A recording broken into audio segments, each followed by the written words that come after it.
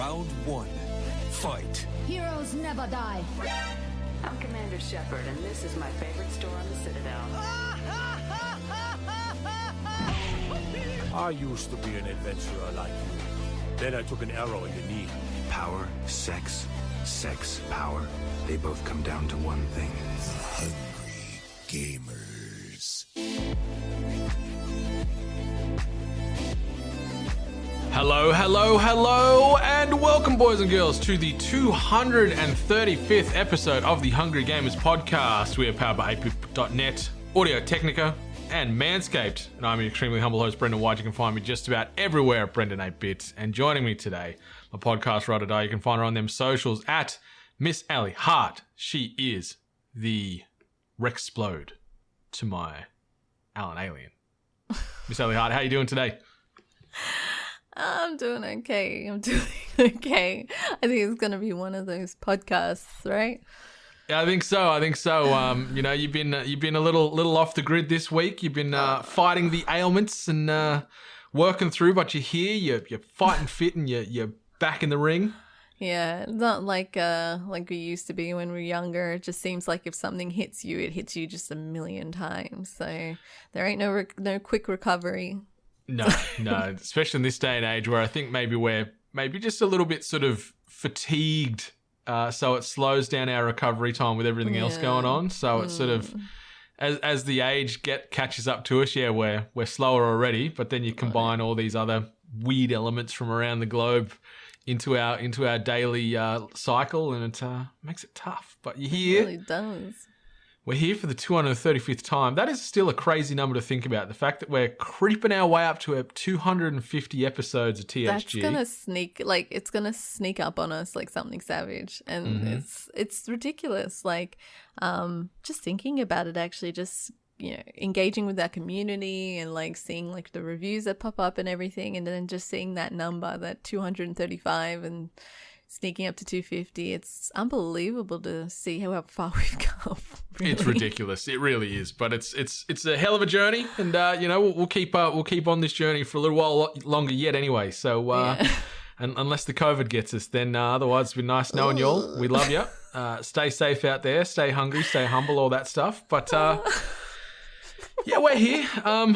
You haven't been playing anything because you've just been, you've been fighting the loogie, but you've been watching some stuff. I'd love to get your opinions on. So you watched the first episode of Invincible, Amazon Prime's new animated exclusive from Robert Kirkman. Yeah. What do you think? I was waiting for when it got funny. It never got funny, and like. So I'm gonna be honest. So I turned it on. Did I turn it on like after the podcast, or did I do it on Saturday? Either way, like turned it on and watched maybe about 20 minutes of it, and then like I just said to my husband, I'm not enjoying this. And he goes, me either. So we switched it off and turned on Superstar. And I'm like, you know what? Like everyone says there's a point where it gets better. So let's just watch the rest of it. Let's wait for this moment to happen. I didn't realize you guys meant it got better in the last 10, like, no, not even 10 minutes. I feel like it was only 5 minutes, the last 5 minutes of the episode. Because, I was waiting for it to get funny. I was waiting for like some kind of like me to get attached to any kind of character. I don't know. Like for me, nothing grabbed me until the onset of violence. But yeah, and I even said to my husband, I said, hey, so that was 2 episodes, right? And he goes, no. I went, oh my God. And he goes, do you want to watch the next one? I went, no. The second, they certainly take time in setting the table for the first episode. Boy, do they? Yeah, and it was a slow cooked meal, but the table got set and the meal was served at the end, and then it really sort of dials up from there. The only really good part about it was this piece of shit main character, this whiny little shit And then he just talks shit to his mum about her, like about how he wants to be like his dad, and his dad is this incredible being, and you know, he wants to be with like live up to his expectations, and he doesn't, you know, want to be like a boring human like his mum, who's probably had to deal with both their shit. Like, and then she actually called him like a dickhead or something, or an asshole, and I'm like, yes, good. Someone tell this kid he's an asshole, because he is. Yeah, I don't care about him. Feel for old Debbie, like, because her husband's obviously one of the strongest superhumans or superheroes or whatever you want to typecast him as in the universe. And then her son's just now gotten his powers, and she's just a regular non-superhuman person. So she's just living her life, keeping this house rolling. Imagine just like being a human and like, yeah, you fall in love with this superhuman superhero, you know, that's like on the front of news. So he's a celebrity, but he's also just has his own thing going on. So, you know, she obviously had to deal with him just disappearing constantly. And it shows that she is kind of used to it, like with him just like darting back and forth. But imagine being like a mother and then your other support network not always being there. So then you bring up this child in that kind of environment only for them to say, I want to be like dad. I don't want to be boring like you. I would kick the shit out of that kid.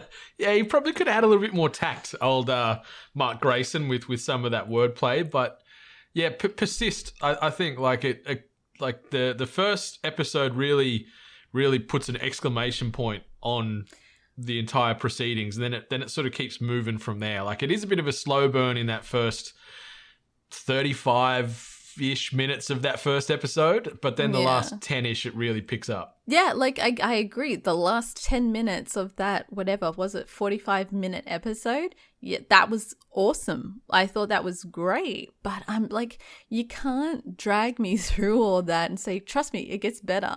Like, you know what? I got other things to watch. Yeah.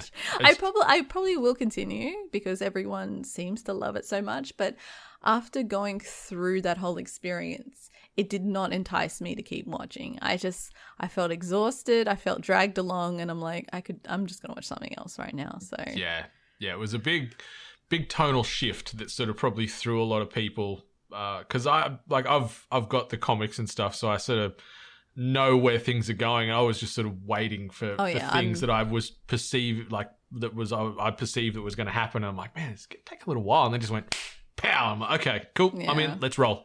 Yeah, and that is the thing that would have grabbed me. If like, let's say if it started with that, I probably would have been like all engines, you know, on charge. I'll be full for it. But unfortunately, yeah, because of how the episode went, because of my disconnect from anyone, I just didn't care. And then like, yeah, the last 10 minutes, I was like, that was fucking cool. But yeah, it wasn't cool enough for me to keep going, at least for this week. Yeah. But I see you've watched some SVU as well. Is this the Stabler crossover you're talking about, or is this just regular old SVU? No, this is the Stabler crossover. So that it aired, I think, last night. So this is the episode of SVU where Stabler comes back. And then it's also an extension onto him getting his own series. Gotta say, the episode's a little lackluster, and there's a little bit of like weird awkwardness that kind of happens. Yeah. Plus, I'm pretty certain it still goes for the same, you know, SVU running time. So a lot happens in such a short amount of time, like a lot of catch up. And yeah, super awkward. But for the most part, it's great to see him back. And I'm gonna probably load up his the first episode of his new series well, I don't want to spoil it, so I won't say what he's doing. But yeah, SVU fans are probably like myself happy just to see Stabler back. Yeah, I'm keen to see what he's been up to. I'm keen to see how they try and write him into the show. Like, they justify where he went for like 8-9 years or whatever. Maybe that's even more. It's 10 years. From what they said it's 10 years. So, and other people from his life appear, and it's good to see them with 10 years past. But yeah, for the most part, like, it's interesting. There's some very interesting interactions, but it has to be done to set up the new series. So I wonder if one of his, I can't remember the daughter, the one that's always like wrong side of the tracks, always in the mischief. I wonder if she's 10 years on still just as derailed. Oh, yeah, I'd be curious of that too. So. She was always in trouble. She does some weird shit. Yeah, so as far as what I've been watching, I've been playing something we'll talk about too as well. Benny and I went and watched Godzilla vs. Kong last weekend. How was it? It's what you'd expect Godzilla vs. Kong to be. Like, you don't go there for the big dramatic story arc, that's for sure. Like, it's a big old creature battle royale slobber knocker of a thing. Like, the animation, like Godzilla and Kong and the other creatures and whatever else that gets thrown into this look phenomenal on screen. Like, it is really, really well put together. Like, the special effects is brilliant. The fight scenes are cool. Whoever in the production team has a bit of a kink for RGB and neon though. Like, it is everywhere. Like, every second scene there's it's like parts of Tron mixed with you running around inside a giant computer. Like, there is just fucking neon and RGB popping. Like, it's awesome and it's cool to see. But just the plot line is not the strongest, but like no one really went for, I think, a big story. They went for I don't think people are looking for depth, are they? Yeah, but like, so there's some big leaps taken in the plot and just some weird things that you just, have to acknowledge or agree upon. Like, just crazy big sort of arc jumps for characters that just make no sense. Like, but no one really cares about the human characters in these movies. I think it's all about Kong and Godzilla, and it's great. And Kong's the star of this movie. Like, he's great to watch. Yeah. Like, you watch him and, you know, the story they weave in on the back of Skull Island and what he's been up to since and stuff. So you sort of really root for Kong. But yeah, there's some cool battles. I think there's certainly going to be more of these movies. That's for damn sure. Oh, they're totally setting something up. I actually have a question because I completely forgot that I actually saw the last Godzilla movie. Was it Godzilla? Yeah, King of Monsters was last year. Yeah, the one that had 11 in it from Stranger Things, right? Yeah, that was last year. So she's back again. Okay, so it is connected. All right. I wasn't too sure if they were doing, this one's connected, but we're forgetting about that one and this and that. So, okay, so Skull Island and that one are connected and, okay, cool. Yeah, So this is the merging of those two universes. So it's all previous characters that have survived and whatever else. Most of them have all made their way into Godzilla vs. Kong. But just, it felt like there was scenes, like they must have chopped this movie up pretty big because Lance Reddick's in this movie, Zavala. Yeah. And he's literally he's in the opening credit lines, showing the casting.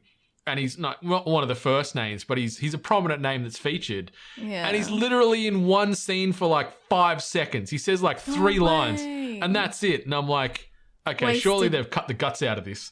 Yeah.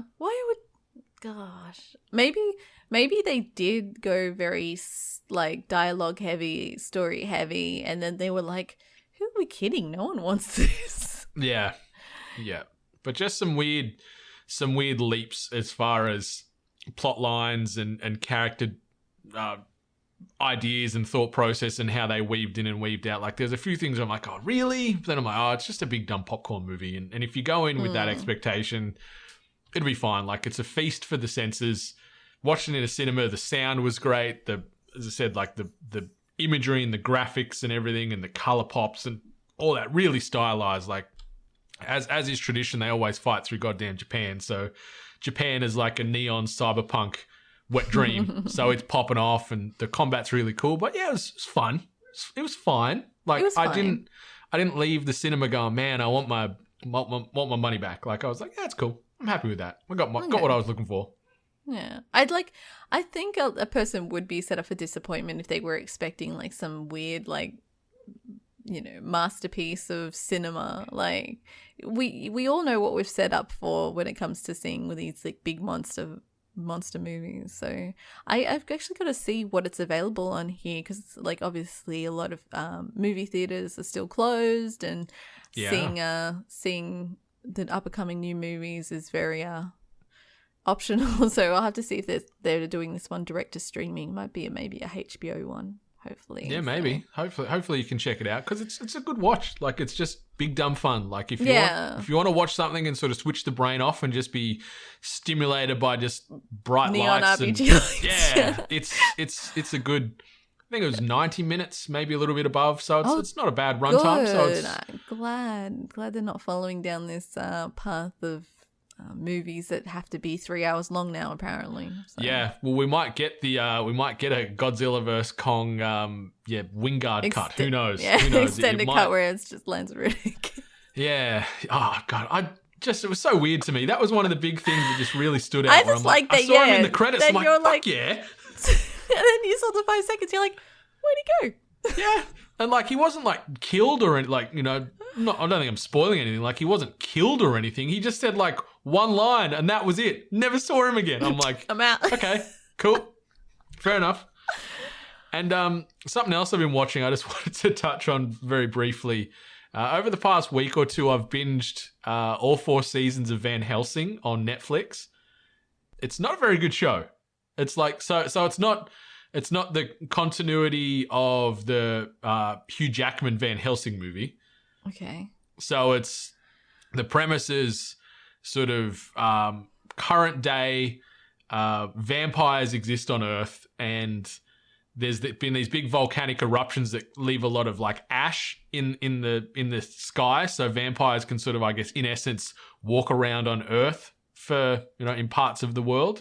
Okay. And this woman, Vanessa Van Helsing, she's a descendant of the Van Helsings, which obviously are vampire hunters. I love that her name is Vanessa Van Helsing. So like her name starts with Van, but it's like let's just throw it in there. Like her surname is like Vanessa like Eldridge or something like that. Oh, okay. Yeah, but it's just so dumb. It is so dumb. It's like unnecessarily violent. Some of the characters are just so stupid and so annoying, but like I was looking for something to sort of have as my background binge while I'm working or whatever else. And I first turned on Winona Earp, which is also like a sort of creature of the week type of show, which almost it's trying to be Buffy Winona Earp, but cannot be Buffy. It is not very good. I watched 2 episodes and I'm like, this show sucks. So I stopped that. And I put Van Helsing on, completely different tone. It's a bit more straight down the line. It's a bit more dark and gritty. Wait, it sucked though. Like, this show sucked, but you watched all 4 seasons? Is that what you said? Yeah, like it's passable. It's better than Winona Earp. But I'm so if anything, we now know how much Winona Earp sucks. Yeah. But if you wanted something trying to be like a cheap Buffy ripoff, Winona Earp is what it is. But Van Helsing, it's almost like got a similar tone to like The Walking Dead. Okay. I guess is a way to sort of describe it. But there's just so many people die unnecessarily, and so many and it's kind of cool. Like so many lead characters just get killed off instantly, like all through the seasons, like with no justification. I'm like, okay, that's cool. I like when shows are happy to pull that kind of trigger. But yeah, it's just so dumb. Maybe it's just actors saying this show's fucking stupid. Kill me. Maybe. Well, it was renewed. Like, there's a 5th season coming later this year, so they've been renewed to actually get the full arc and closure of the storyline done. Like, it's not too bad to watch. Like, dumb violence, vampires, hammy acting. It took me a bit to like kind of figure what you're talking about, because I don't know why I thought of the anime straight away. I'm like, oh shit, you picked up the anime, but no. Okay, so this is like some like you said, like some kind of like, I'm trying to think of the style. There's like this particular thing where it's like it's shown on like Sci-Fi and Foxtel. And it's kind of those, very like, much a sci-fi C-grade TV show. Yeah, it's a B-grade, C-grade. Like you'd see it on Sci-Fi very, very easily, I would imagine. But it's been okay. It's been okay. Like I've been consuming that. Like American Gods 3rd season just wrapped this week. I need to watch this show because it looks cool and it's got some pretty cool actors in it. And like some people have said that like the 1st season was great, but then it gets bad. Can confirm. Yep. So it's funny because this is going to sound very similar to what I've talked about with Hannibal. Okay. 1st season, perfection. Same with American Gods because they were both brought to screen by Brian Fuller. Brian Fuller leaves American Gods after the 1st season, after some hullabaloo with stars, execs, and whatever else. 2nd season, not so great. 3rd season, actually, really good of American Gods, ends on a big cliffhanger, and they've just confirmed that they're not bringing it back for a 4th season. So I'm like, fuck! Like, I've read the book, so I know what in essence is probably going to happen. But like, yeah, they confirmed this week. They're like, yeah, we're not bringing it back for 4th season. Like for the 4th season, I'm like, fuck me, god damn it! What happens to Shadow Moon and Mr. Wednesday? Okay. But yeah, watch the first season. It's like, you know how like Hannibal's really stylized and artistically, it's like that, but like on steroids. I don't know So if I want to sign up for disappointment. Like, you've told me I'm going to be disappointed. the annoying thing too, like, because there was a lot of discourse in the back end production of this show, because the first season, the cast was phenomenal, but then like a few of them went, well, fuck this, I'm out. Like Gillian Anderson was in this show, and she's so great in the first season. Like and a heap of other great actors like that too that were in it for the first season, and then or parts of the second. Then they got they left, so they either had to get cut out or killed off or recast. And but in the third season, Danny Trejo is in it, so that's kind of cool.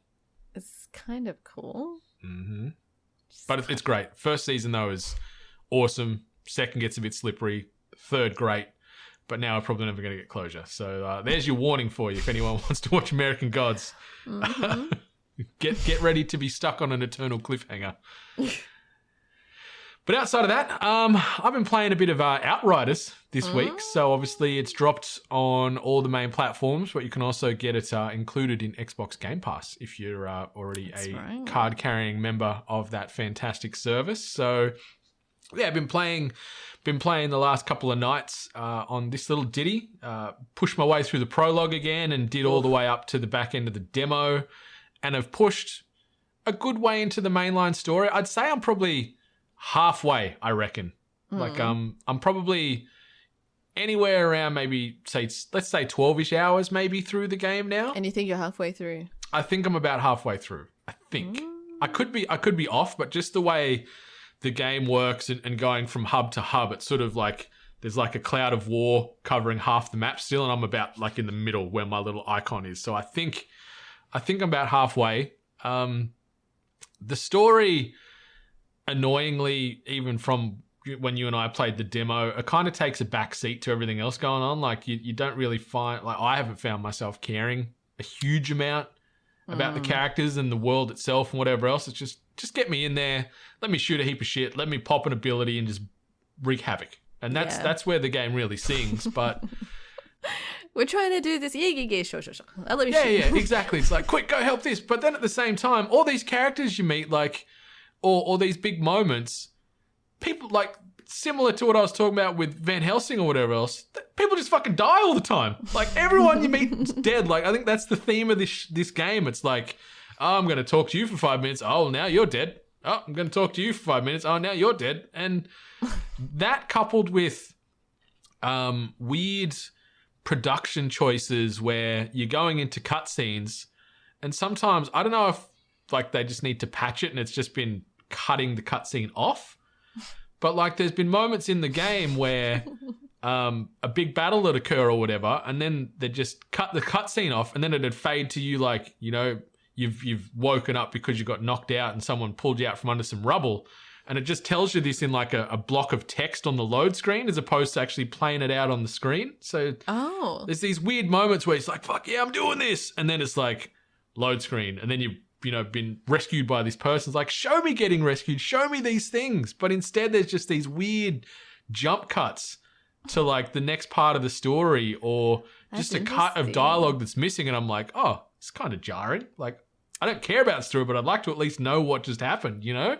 Yeah, that's what I remember with the demo. I think we both kind of agreed to this, where it was we found like I remember finding the interactions with characters just being really off. Like it like seemed like people were acting in certain ways that just didn't kind of line up, and even you and your character, like their attitudes changed depending on the scenario, and it just didn't feel consistent. So I was that carries through to the main game. Oh, great! The tone changes like with the drop of a hat. It feels like your main Outrider that you play Yeah, like he or she goes from like a nice, endearing, caring character to someone that's trying to, almost have a bit of retribution from their previous life. And then all of a sudden they're being rude and killing people unnecessarily and cracking jokes and not giving a shit. And then they're caring too much. And it's like, pick a side, bro. Like, where do you stand on all this? And same as the mainline characters you meet throughout the story, like half of them, well, maybe more than half, like 80% of them, they're all angry and depressed and pissy. And I'm like, I get it, life's tough, but like change the tone a little bit in some of these conversations. Everybody's a prick that you meet in this game. So it's like, I don't care about anybody that I come across. And it's like, and there's a chance you're going to die anyway, so whatever. I'm just going to keep rolling. Ain't going to get attached. No, you can't get attached to anybody in this game. But like, that's great. The combat's good. Like the sort of synergies between the four classes when you're rolling out with people's great.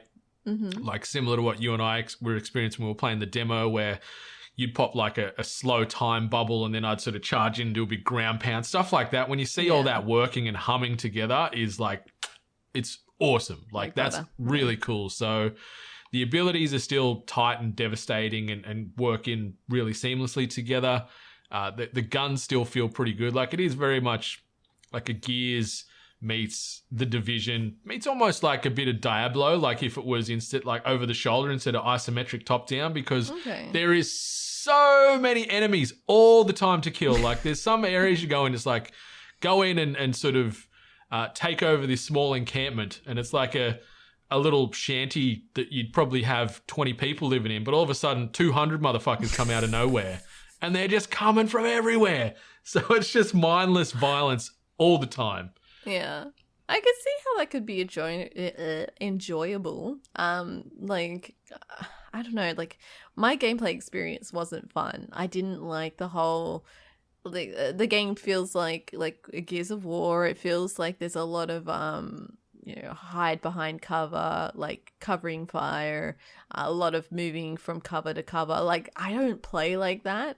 I like being pretty exposed to just going in guns blazing. And like I know in the demo it turned out that way because I reached my level cap and it just got to a stage where things got like pretty easy.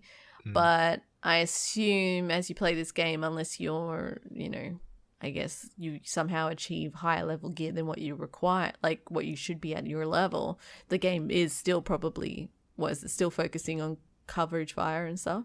Yeah, it's challenging. Like, where I think Benny and I are playing it on like world level 8 at the moment. So we're sort of, it gives you then obviously with the subsequent world levels, the enemies you play higher level than you and stuff like that. So it's intense. Like we've died a good chunk of time in this game. Like there's never been many moments where we felt like we're god tier overpowered and just rolling through. Like, some of these boss encounters you have are absolutely bonkers.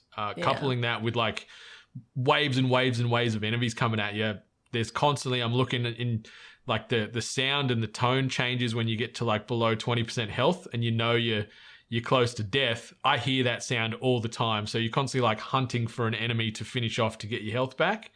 So always into the fray, which is pretty cool. Like, yeah, the only time I'm hiding behind something is if I need to catch my breath for a second because I'm about to die. Otherwise, I'm right in the thick of it, popping abilities, shooting stuff, getting amongst the chaos. So it's pretty intense and pretty hairy, which I like because the heart is just going the whole time when you're in battle. Yeah. And some of the bosses you fight are very unique and memorable and yeah, they test your skills, that's for sure. Yeah, I just feel like when I played it, like you mentioned, like it's quite difficult. You feel like you're in the thick of it a lot of the time. So in my mind, in contrast to how I usually play games, I feel like it was trying to encourage you to play covering fire because it essentially didn't want you to be up close and personal. It did want you to play from a distance because there were moments in the demo where, because I play up close and personal, I could see the next wave of enemies coming, so I could already deal with them before they actually entered the zone that they were meant to be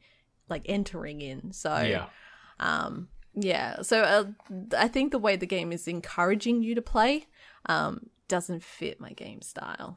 So I think if you're playing with people, you can sort of offset the need for cover and push forward together. Like when I was doing a couple of solo missions, I had to constantly be a bit of, engage, retreat, hide sort of thing, because I've noticed too, I don't think the enemy numbers increase or reduce when there's more people in your party. I don't know if that's right or wrong, but it felt like it was the same amount of enemies coming at me, whether I'm by myself or with other people. So it was tough when you're soloing. But yeah, it's really cool. I haven't had any too many bugs. Like I had one fade to black kick to Xbox home screen and have to reboot the game. I had that happen once.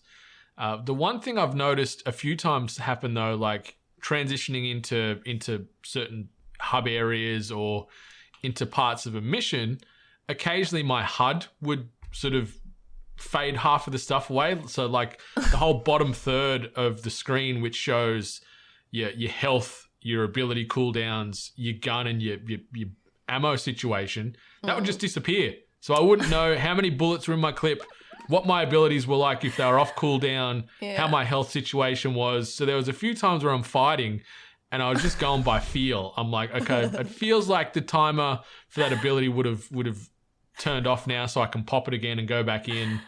And that happened a good probably half a dozen times in some really hairy situations where I'm like, fuck, I can't see, am I alive? Have I got bullets? What am I doing? And so it really then dialed up the tension again as well. Like obviously it wasn't by design, but it added to it where it was just this stripped back HUD that just put me on edge. That's actually funny because just because of the game release, and I was very curious to see like any kind of differences in it between the demo. I watched, I think it was the Kind of Funny crew, they were playing it, and there was actually a moment where one of the guys, their character went invisible.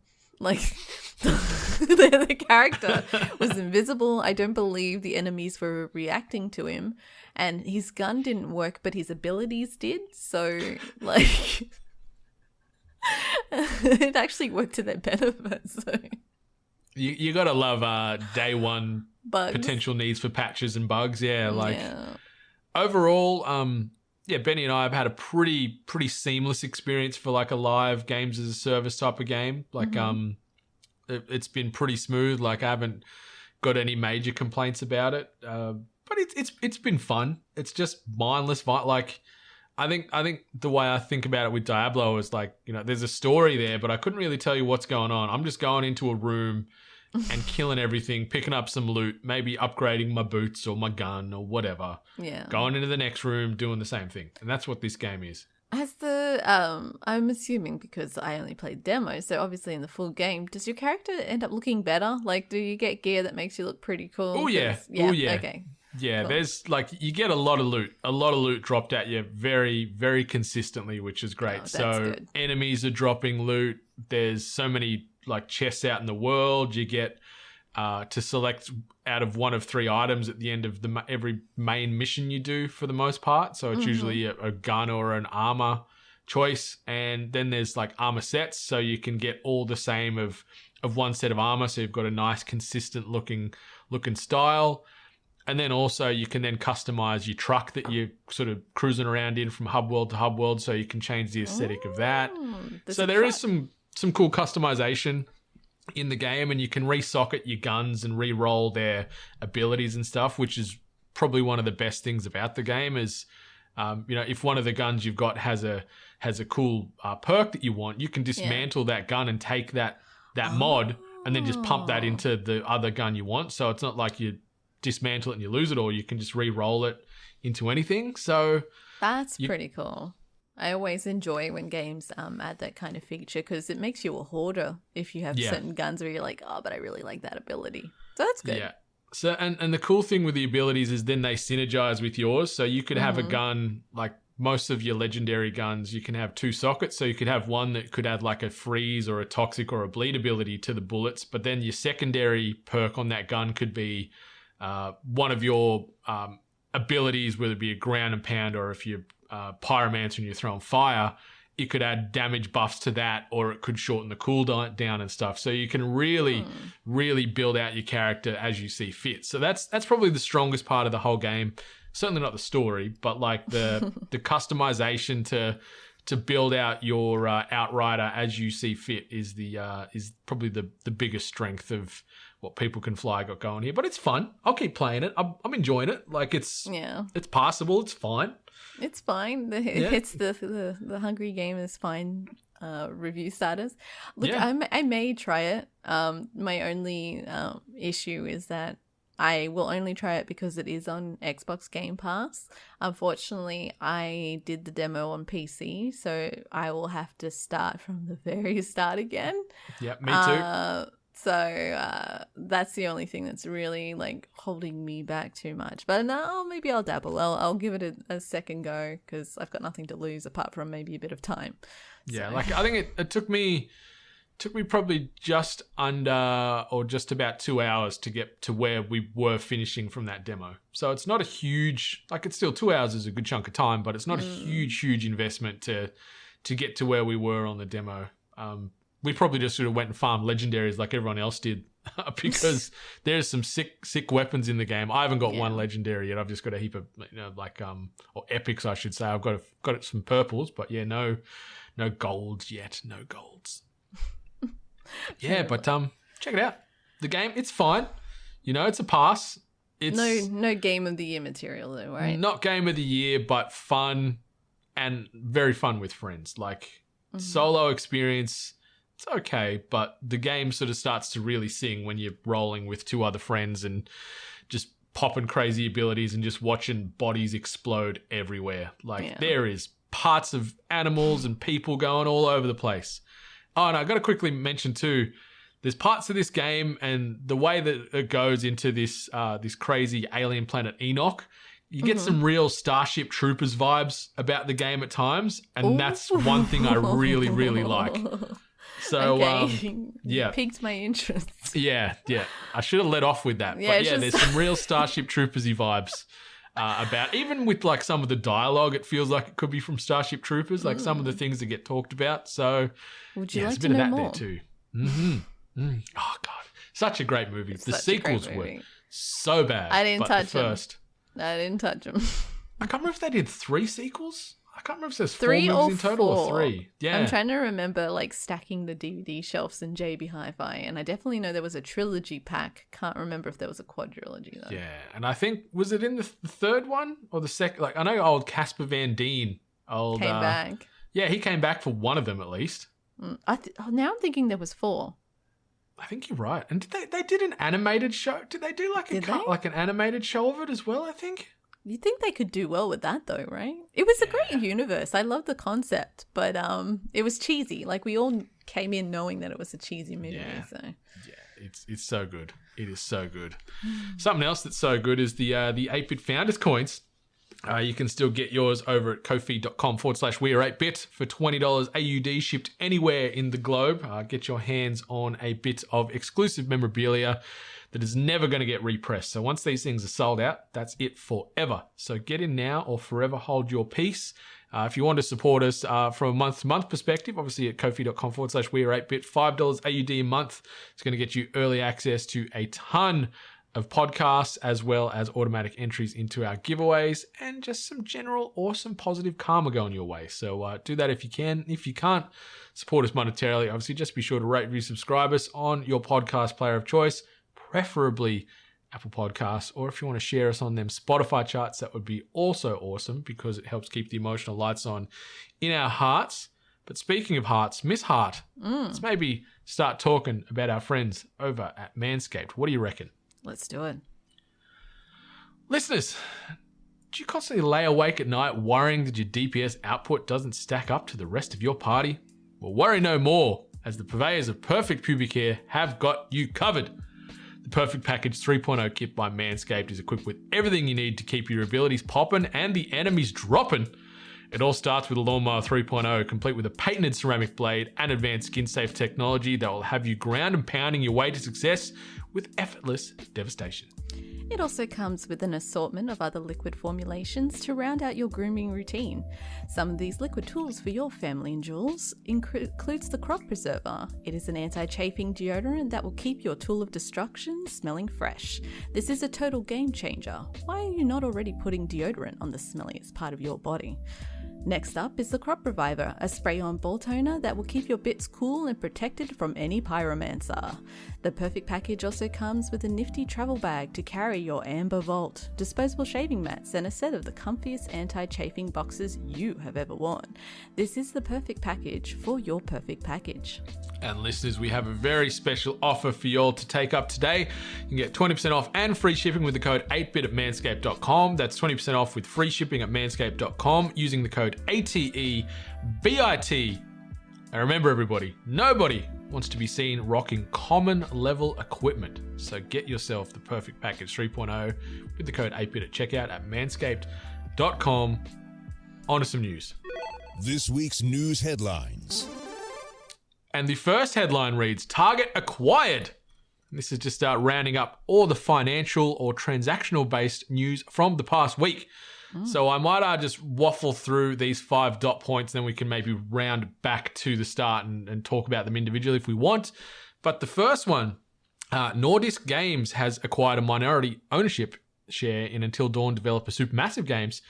Nordisk, which already owns Avalanche Studios and 40% of Mercury Steam, among others, will hold a 30.7% ownership in the studio.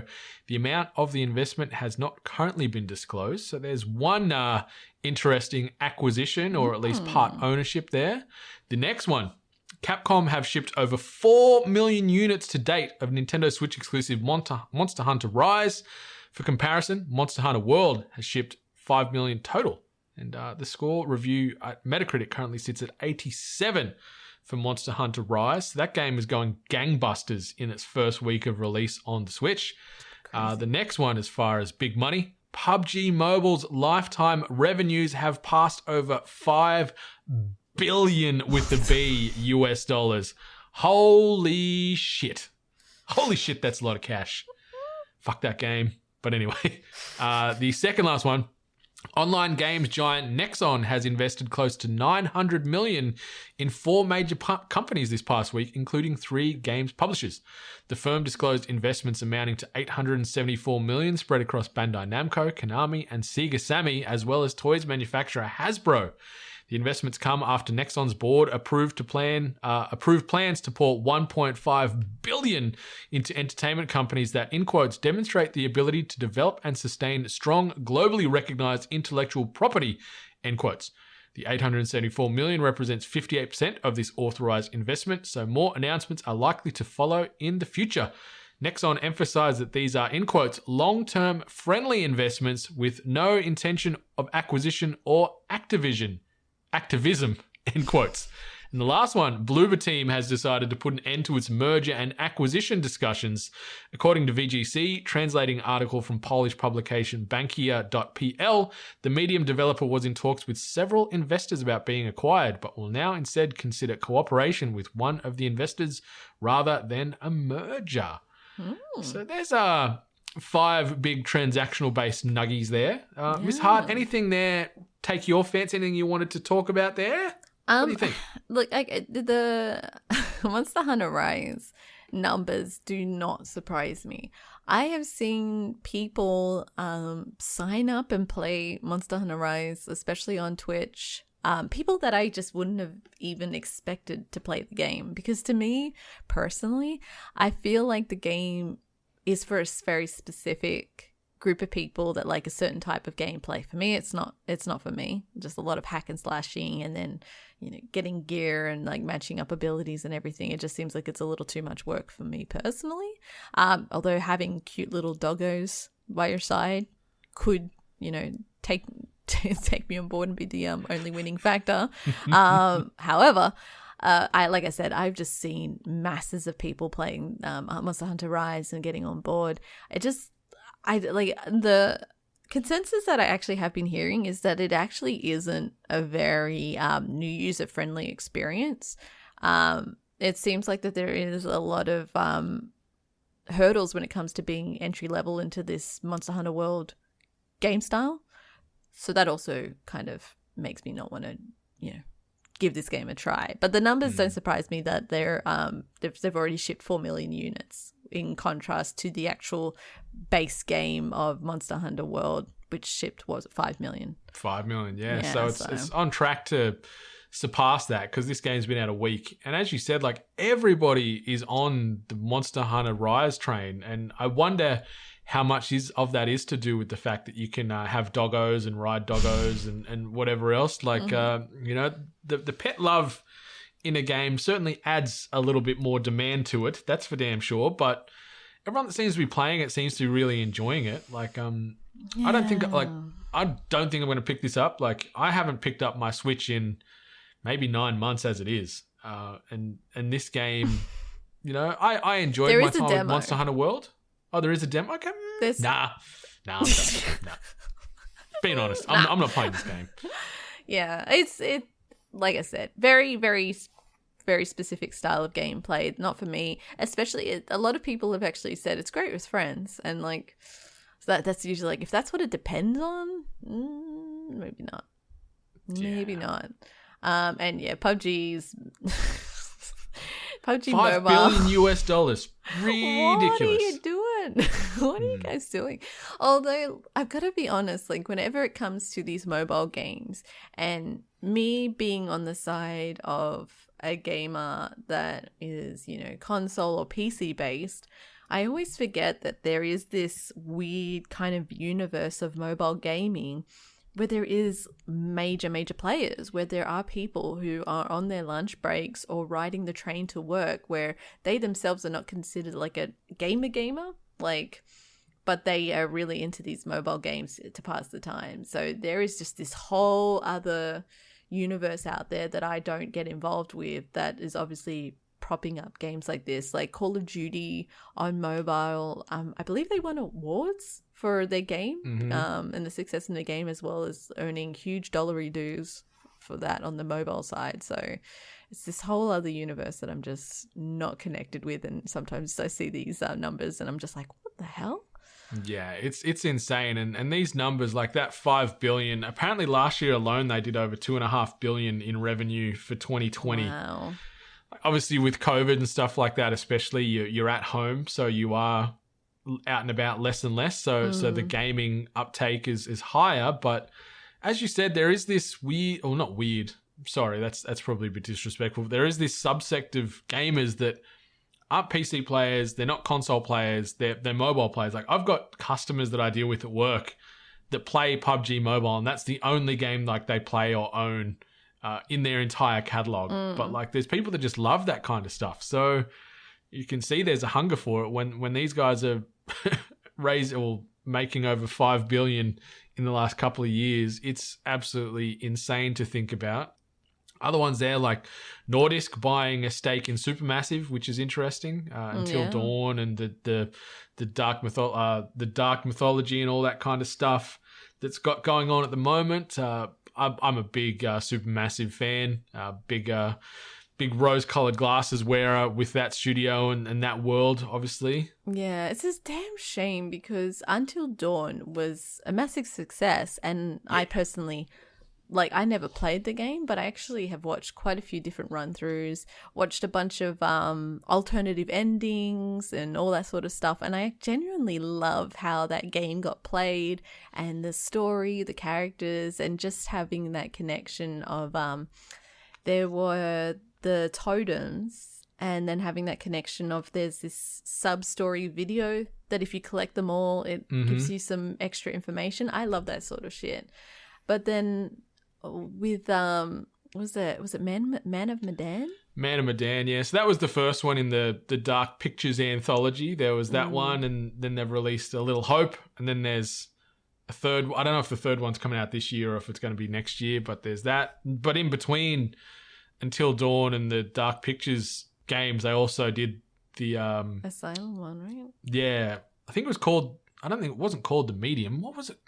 Was it The Medium? I played it in PSVR. I thought it was just The Asylum. What was it called? I think it was called The Asylum. But you said it was VR, and I remember it actually crushed your heart a bit because you were such a big advocate for Until Dawn, and then you played this one, and it kind of didn't reach the same hype levels, unfortunately, as because it's one of those things, right? Like Until Dawn, I guess it was kind of new in what they were doing, especially for the horror genre, but it was great. It had a great massive impact, and now having to follow suit on such a successful, game, and then kind of, I guess, continue on with the same style while being new, innovative, and interesting. It's a risky thing. It's always like you're either gonna float or sink. Yeah, like trying to keep this formula that they've been known for fresh is tough. Yeah. Like so the game I was thinking of, it is in this. It's called The Inpatient, was the VR game. And the first half of The Inpatient was phenomenal, and then the second half was just shit. And then, so Little Hope last year, and House of Ashes is the third one in the Dark Pictures anthology, and it's slated for release this year at the moment. So we'll see. We'll see. But yeah, Until Dawn is certainly the crown jewel in this interactive horror universe that they're building out. But yeah, interesting. And also the Bloober team putting the brakes on merger or acquisitions. I wonder if Microsoft were sniffing around on that pretty hard, because obviously the Medium is a platform exclusive for Microsoft through Game Pass and things like that. So I wonder if they were saying, hey, what kind of number do I need to write on this check here, Bloober team, to make you part of the crew full time? But anyway, I'd power love to to them. live in a universe where Microsoft comes to me and says, how much money do you want me to write on this check? That'd be nice. Another zero? 2 zeros? Tell me when. Tell me when to stop. Yeah, and that weaves in nicely, I think, to the next bit of news, which we've titled "Take Me Out to the Ball Game," and there's some of these wordings here is from Shannon Grixey over at Press Start. It's no secret at this point that Microsoft has been going hard with money to acquire games for Xbox Game Pass, but this one is up there with the biggest. In the latest announcement, Xbox announced that MLB The Show 21 will be launching on Xbox Game Pass on day one on April 20th. This might not seem like a big deal here in Australia, but MLB The Show is developed by a Sony studio, obviously San Diego Studios, and has previously been exclusive to PlayStation consoles only. It's a big deal as it is one of the best-selling games in the USA, and this marks the first time that a game developed by a Sony worldwide studio has become available on Xbox Game Pass. The game will be available on Xbox Game Pass on day one for both the Xbox One and Xbox Series X. So those are, Phil Spencer and his crew over there. We were talking about those blank checks. This is huge because, it's going to be the first time that we're going to see a Sony studio game released on Game Pass on day one. So you can get this game cheaper through Game Pass than you can if you're buying it through the PlayStation Store.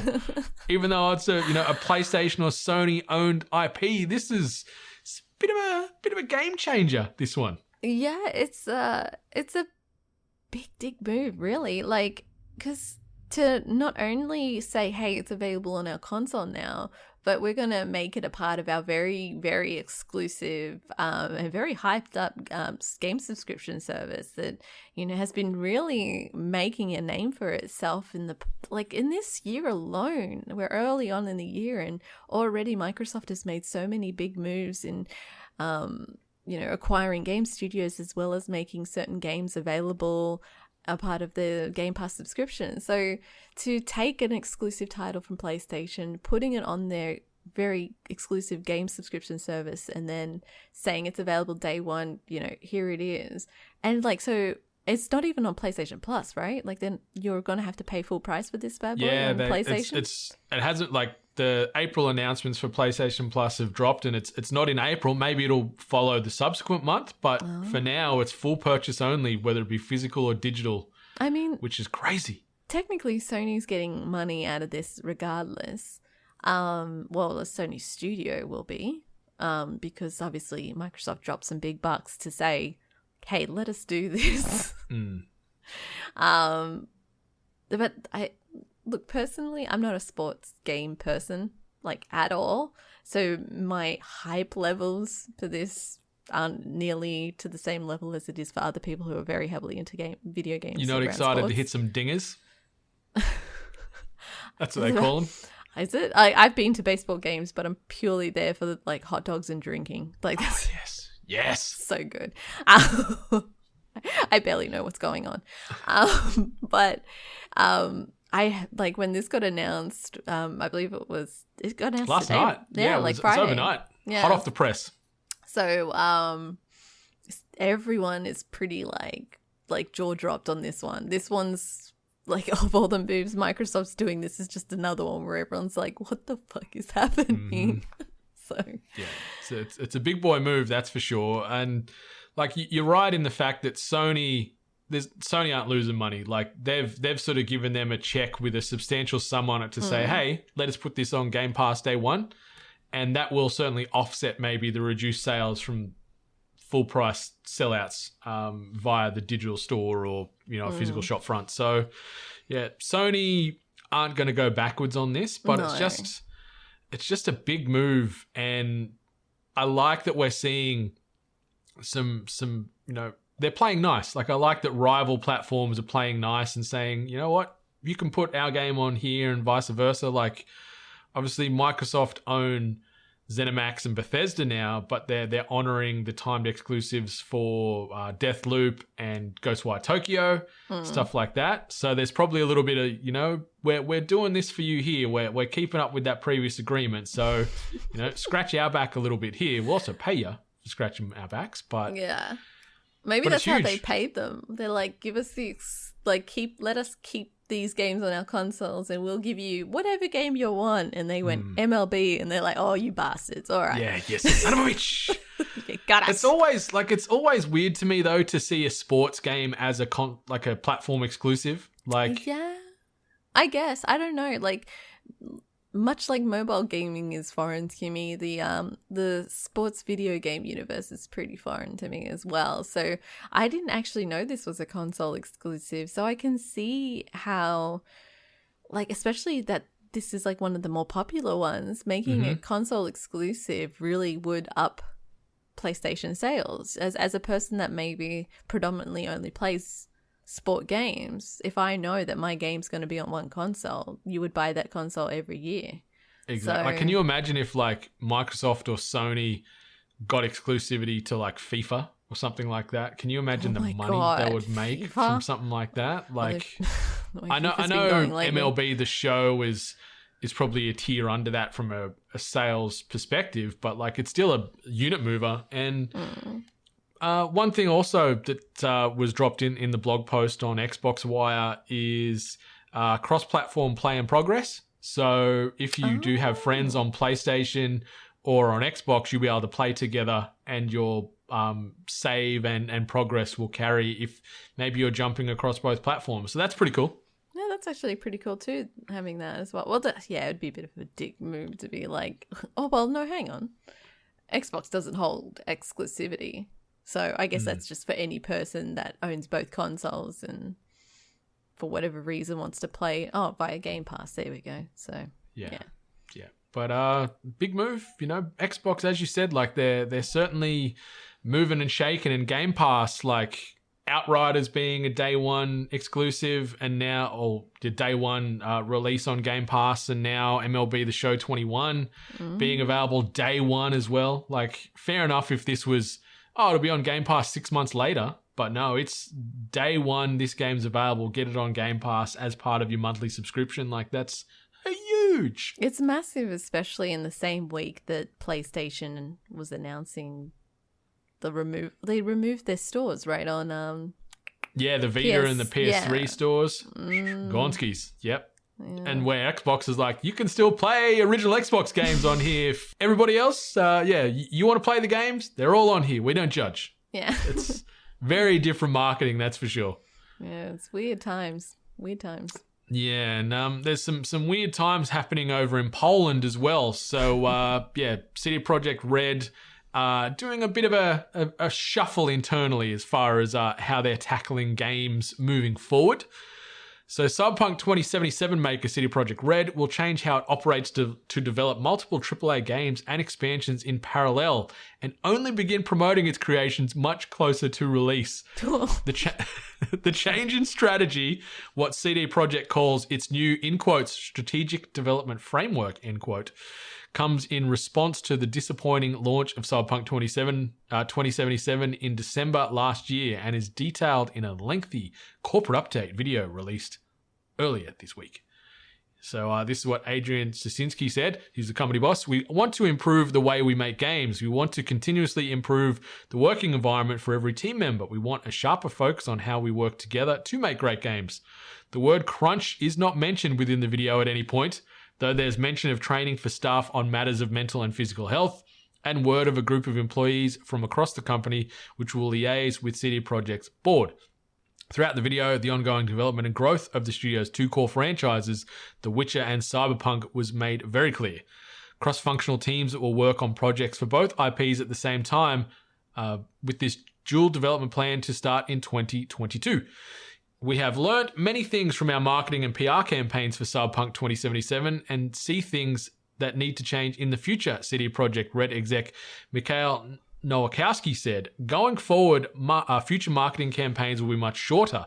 We'll wait until much closer to a game's launch before we start showing things like trailers, demos, or going in depth about mechanics, etc. End quote. We may still see trailers and announcements for far-off projects, but nothing more substantial, Nowakowski continued. 2021's product roadmap released by CD Projekt Red also shows the already announced plan for Cyberpunk 2077, in quotes, patches, free DLC, and the game's delayed next-gen update, as well as its work on The Witcher, including its mobile Monster Slayer spin-off, next-gen update, and ongoing development of Gwent. In other news, CD Projekt also confirmed it was planning to acquire Vancouver-based development studio Digital Scapes, which they have worked with each other since 2018, helping to build Cyberpunk 2077. Renamed as CD Projekt Vancouver, the studio will be the company's fourth office alongside existing teams in Warsaw, Krakow, and Wroclaw. So, they've certainly come out and they're trying to say they've learned from their mistakes. That's for damn sure, regarding Cyberpunk 2077. And going to take a little bit more of a strategic approach to development and releasing and announcing and everything else that comes with video games. What do you think about this, Miss Hart? You think this is a smart move from CDPR? I don't know, because the way that it's been, especially with everything to do with Cyberpunk at least, there were different levels of acknowledgement and accountability when it came to the release, and everything that kind of plateaued with Cyberpunk's faultiness or not meeting expectations of players. So we've seen things kind of go back and forth, and now with this kind of plan, there seems to actually be some acknowledgement, some accountability of like, yeah, we're kind of saying what people have said is kind of what happened, even though there were moments of us kind of denying the fact or trying to say that it wasn't the case. So they are trying to be a little bit ambiguous in some of these statements, but I mean, if anything, we've all actually reacted quite positive to game studios who announce games within like a good short time frame of release. So we see a trailer, hey, this game is coming out next year. Cool. That's what we like. You know, we don't like the slow burn. We don't like we will announce this game. It will come out in 4 years' time. Within that time, we'll release snippets. We'll release little things as we go along, because there's something about that slow burn that can sometimes really destroy your hype for a game, and maybe also create like a false narrative in the gaming industry of people like maybe setting up things that maybe weren't set to expectation. And I guess as the longer time in between, you become maybe a little less forgiving when things fuck up. So I think a developer, if they want to protect their asses, doing a short-term announcement to release is probably the safer bet, because it doesn't give people enough time to build up an expectation, as well as less forgivability when things don't work out. I'm with you on that 100%, I think. If a developer can lessen the amount of time for people to overanalyze and build up their own potentially unrealistic expectation of what they're going to receive, the better, I think. So, if they can announce a game today and it comes out by the end of the year or the start of the following, I think that's the best way to do it. But I like that they're talking about they're only going to be showcasing and announcing these things when they are pretty well close to completion, as opposed to a Cyberpunk, which has been in and around the wild for 10 years, give or take, with announcements and knowing that it's getting built. So yeah, the online games media discourse that just comes with it, where everyone's just watching this thing cook and they're all throwing their ingredients in and expecting this big meal, and then it comes out as, you know, the old what was it, the stone soup or whatever it was. Remember that book where it was like, I can make soup out of this stone, and they put it in a pot and then everyone else throws all their ingredients in, and at the end of the day it's not even it's just a heap of mess. But anyway, I probably completely butchered that analogy, but it's just at least they're taking their licks here and realizing, we potentially balls this up really bad. You know, we had lawsuits thrown at us left and right. We still don't have the game on the PlayStation Store. We're hemorrhaging money here and there with returns. So let's do things right. Like, let's try and build up the good grace that we had off the back of The Witcher again. Yeah. And slow our roll as far as expectation management and keeping people up to date with these two big franchises they've got there. Like, they've got two winners. Like The Witcher, it's its own beast altogether. But like Cyberpunk, I think long term could be just as successful and just as special if it's done right and done with that same level of care. So I've still got some hope. Like, I enjoyed my time with Cyberpunk 2077. You enjoyed your time. That's exactly right. Like, maybe they can really like No Man's Sky this, in the sense that, like, although me and you, we kind of did enjoy our experience, but the universe, well, that they technically didn't create, but like the universe that they have established there has a lot of potential for overextending within DLC for stories, elaboration on little side quests as well, characters you meet along the way.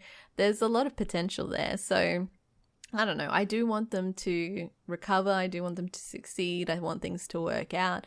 I want this to be a learning experience for them. I don't want them to repeat mistakes. I would also like a lot of other studios out there, maybe to learn from this experience, kind of like look from the sidelines and go, ooh, maybe we should take a page out of this and make sure that we don't have anything like this happen to us, because we've seen studios get close to it. We've seen studios delay certain like AAA titles, and whether to say that they didn't meet to the expectations on the level that Cyberpunk did, but we definitely saw like a massive boulder just rolling down and collecting moss of issues when it came to Cyberpunk's release and accountability, blaming the bug team, what are they called? The bug checkers. Oh, like testers, play testers. Yeah, play testers, and kind of like throwing the blame around there and just no accountability. So yeah, which is gross. But just learn from it, be better. Learn from your mistakes. I think if you can do that, then you'll do well. And now they've got a fourth studio involved, so hopefully that'll then lessen the load, lessen the crunch, and also just ensure that these games come out with a high level of consistency that we were used to off the back of The Witcher. So that's the end of the news. We might pivot over to this Tweet of the week. And this tweet comes via way of @TwitterMKTG, which is the official Twitter marketing handle on that platform. And so there was a best of tweets brand bracket, 15 matchups. There was 30 respective brands going head to head against one another.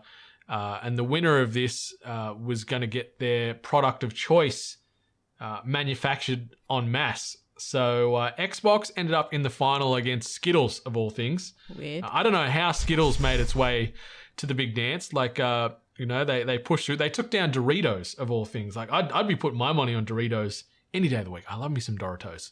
But they beat Wendy's. Xbox. Wendy's too. Yeah, not as like a product, but like Wendy's is notorious for brand and marketing, especially in the Twitterscape. Like, they're like with that, but like the fact that Skittles beat them, Skittles is doing something dodgy. I don't ever recall seeing Skittles present on my Twitter feed. I've never seen them on there. So it was like there was 4 pillars. There was sports Twitter conference, there was the People's Choice conference, there was the food Twitter conference, and then there was the entertainment Twitter conference. So there was four conferences with a winner coming out of each one. Xbox took down Spotify and MTV to make its way through. Yeah, Skittles took down Alexa 99, as well as Wendy's to make its way through. And Xbox reigns supreme. So this means that they're looking to start manufacture of the Xbox Series X mini fridges that are doing the rounds. Miss Hart, would you drop the cash on one of these? Like, would you buy one, or is there like a threshold as far as a dollar value where you'd be in or you'd be out on? Here's the thing, like I can see some great return on investment if I was one of those cool streamers. Like if I had one of those cool streaming rooms where you have all the cool pop culture things in there, you have the lights, you have the little figurines, having like an Xbox Series X mini fridge in the same space, I could see that. I could see myself doing that for the right price. But here in my normal person's space, I don't see a mini fridge kind of blending in with my aesthetic over here. So probably not. Depending on the cost, I'm in. I know. I think our listeners already, based on your track record of just buying stuff, I think everyone knew you were in. Yeah, depending on how much these little Xbox obelisk mini fridges are, I'm in. You're like depending on the price, it's $1 million. Oh, okay. Yeah. Do you take NBA Top Shot moments? Can I buy it with a couple of NFTs? Few odds and ends. I'm waiting to see how much they go for, and if it is, I don't know what's reasonable. What's reasonable? A price that's going to make me not sound like an idiot? Like that I'd say I'd throw money at. $300? Yeah, but that's a console, right? Oh, I'd say half a console. $300? I think it's pretty fair for a little Xbox mini fridge. I guess so. I actually wouldn't have the slightest clue on how much a mini fridge actually goes for. But, I mean, a normal fridge is, a couple of $1,000. So, quarter that? Yeah, like if it's... Math. If it's 300-ish thereabouts, I'll get one. Probably my break is $500. That's where I'm like I'm out from anything above 500. Okay. Yeah. They're like it's $599. You're like, oh, okay. God damn it! You got me. I'm back. But yeah, I'm curious to see how much these things get rolled out for into the market. And yeah, if it's under 500 Australian, there's a very high probability that I'm going to have an Xbox mini fridge and use it for holding like 2 cans of Coke or something. Yeah, I want to see what we're talking about size-wise with this one. Because, yeah, it could be just like a, really mini fridge. I don't think it's going to be like your hotel mini fridge. Yeah, they're only like their official Xbox obelisk size. So your Series X, that's how big the fridge is. Really? It's like a 1-to-1 scale, yeah. That's rude, I guess. Because when someone says mini fridge to me, I think of like a yeah, no, like it's a baby. Yeah, you know the one. Did you see the one that the Rock sent to Paris? Did you see the one that he did when he was? Yeah. It's that size. It's that size. Oh, and you're willing to pay 500 tops. Don't judge me. Okay. Yeah, so we'll see. We'll see when it hits the stores. And then also we'll see if they sell out in 2 seconds. Like, because sometimes collectibles and things like that just get snapped up. So I might even miss out on purchasing one. Possibly. So there's that risk there too. But anyway, listeners, would you buy yourself an Xbox mini fridge? And if so, what's your sort of price point that you jump on or jump off at? Like, is 500 fair? We'll chuck it on the socials and get some feedback. But if you wanted to sort of send us a bit more of a deeper discussion on that, obviously you can hit us up on them socials at We Are 8-Bit, slide into them DMs, or email us at hello@8bit.net if you wanted to sort of explain yourself in a little bit more detail. But yeah, are you in on the Xbox Series X mini fridge, or are you out? Is it silly? Is it smart? Do you need one in your life? Let us know. because I'm curious to see if I'm the only fool willing to pay $500 in our immediate circle, or if there's a couple of fools in the boat with me. So let's get them together. Calling the fools ain't a good start. You know I love y'all, but I'm like, when I say fool, I say that I feel a bit foolish. It's a collective fool. Yeah, we're a group of fools. What do you call a group of fools? A flock. A flock of fools. A flourish. A flourish. A flurry. Something. But I'm in at $500. I'm in. If it's above that, I still might be in. Let's be honest here. I'm terrible with my money and my responsibility. So let's see. But let's move into the last part of the potty. New releases and events. And this week we're talking about dates falling from the 5th through to the 11th of April. So obviously episode 235 of THG is in your earholes right now. The latest episode of Is This Thing On? Plus Hoop Dreams drops on Tuesday the 6th. Obviously, Is This Thing On is a Ko-fi exclusive only. So you've got to head over to ko-fi.com/weare8bit to get in on that.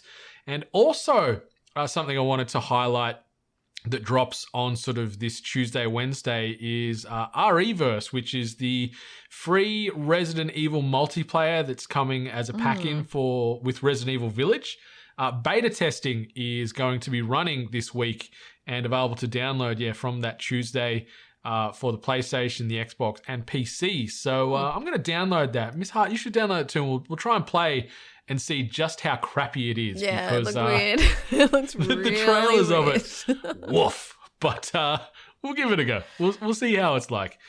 Wednesday, we also see early access to Cocktail Club episode 4, dropping over at ko-fi.com/weare8bit. And Oddworld Soulstorm, the latest in Abe's adventures, is dropping on the Sony platforms with included in PS Plus. So if you've got PS Plus, you can get your hands on Oddworld Soulstorm day one for included cost in your monthly subscription. Thursday, we're going to see the full release of the next episode of The Hungry Game Show, which saw friend of the show Nathan Tilley battling against GoldenEye 007 or GoldenEye 64. And then this coming Friday for us here in Australia, or Thursday evening or early Friday morning for the rest of the world, episode 4 of The Falcon and the Winter Soldier drops, as well as Invincible episode number 5. Can Ellie catch up? Can she catch up? Seriously, you got to push through and watch episode 2 and 3, or at least watch episode 2 to get a better feel of the tone and the direction of it moving forward. Yeah, I'll give it another chance. I think it was just because we also had to ingest the Falcon and Winter Soldier episode as well, which I'm still on the fence. I'm still kind of. Have you watched? You haven't watched episode 3 dropped last night. No, haven't watched episode 3. I'm sorry, SVU took priority. Dun, dun. But yeah, we'll probably watch it today. But yeah, the episode 2 still didn't do much for me. Kind of threw me around a bit. No one's really growing on me as characters, but I obviously, 2 episodes in, it's hard to kind of be like crazy critical on like attachment to characters. But I don't know. Like I really hate this kind of like bah humbug kind of thing that kind of goes on in my brain that doesn't let me enjoy things that other people enjoy. It sucks. It sucks. I was saying to my husband, I'm like, stop being so grumpy, Miss Hart. But it sucks because it's not even like that kind of edgelord attitude of like, I'm just going to hate things for the, sake of being edgy. I'm just going to hate things because I'm going to be too cool for things. And that's like, no, I'm like, why don't I get to enjoy things? Everyone else enjoys things. Why does whatever goes on in my brain let me enjoy things? So if anyone has any opinions, let me know. But then at the other end of this spectrum, I enjoy things sometimes too much. I enjoy some things that are naturally bad. But that's better. That's a better way to be, because at least you're not disappointed. At least like you can go out there and find things and get enjoyment out of it. And then like everyone else is in this circle going, how great is this and that? And I'm just sitting there going, why don't I get it? Like, why don't I get to have that fun? Why does my brain think so critically and just, it sucks. Yeah, hopefully you'll get there eventually. It's really hard to please. But in all honesty, though, the 3rd episode of The Falcon and Winter Soldier is the best so far. Okay. and it was can't remember if it was written and directed or just directed or one of the two, but by the guy that's done John Wick. So it's shot and played out like it's like part of the John Wick universe. Like it is super slick. They go to some super cool locations. We were making fun about the sheer amount of neon and RGB in Godzilla vs. Kong. There's a big chunk of that in Falcon and the Winter Soldier episode 3, but it's super cool and it's super violent in parts. Like it's some of the biggest amount of violence I've seen in anything in the MCU in this episode. Like you can see the John Wick influence in this throughout the whole episode, and it's super cool. This might be the cool one. episode to watch. It was really like it's scary and sucks that this is now the halfway point of this show. But that's like good because so good. They've acknowledged that. They've acknowledged that this story that they're trying to tell for these guys and these characters only needs this much. We always complain when things that we enjoy get dragged on a little too long. So yeah. But it's so good. Yeah, episode 3, I loved it. Like I'd rewatch it again today.